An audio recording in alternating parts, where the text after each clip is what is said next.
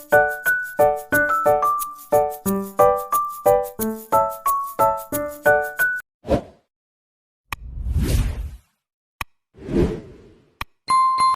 our topic for today's guys is about how to set up and configure a new computer.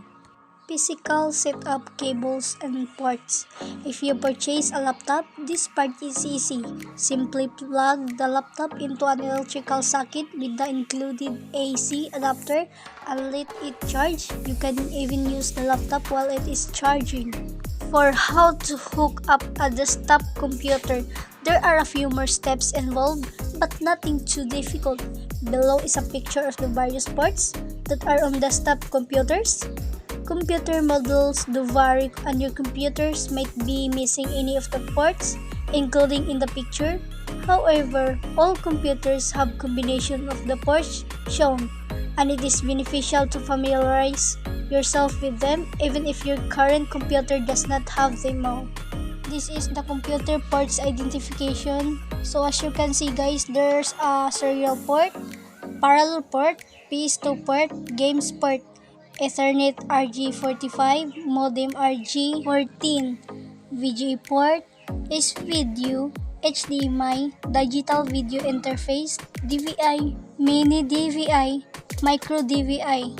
So as you can see guys, there's different types of universal serial bus. First we have USB A, USB B, mini A, mini B, micro AB, micro B.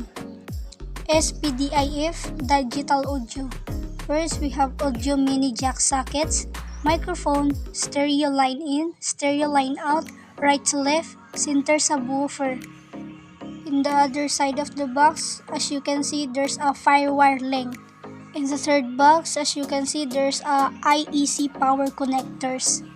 In the fourth box, we have here a SATA, DisplayPort, PCMCIA, card bus.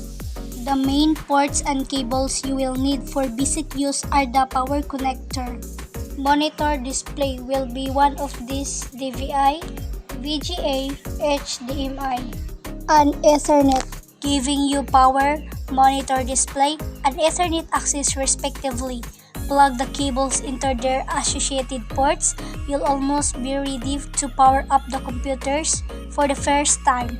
If you're still having a tough time hooking up your cables, a good rule of thumb is if the cable fits, it's probably in the correct place without forcing it, of course.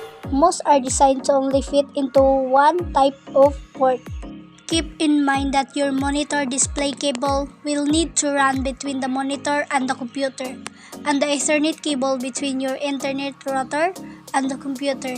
The power cords, both your computer cable and the monitor's power cable, are the only ones that will need to be plugged into an electrical socket. Hook up peripherals. To actually use the computer, you'll need to connect a mouse and a keyboard. The vast majority of recent keyboards and mice use a USB connection, making it simple to find a usable port.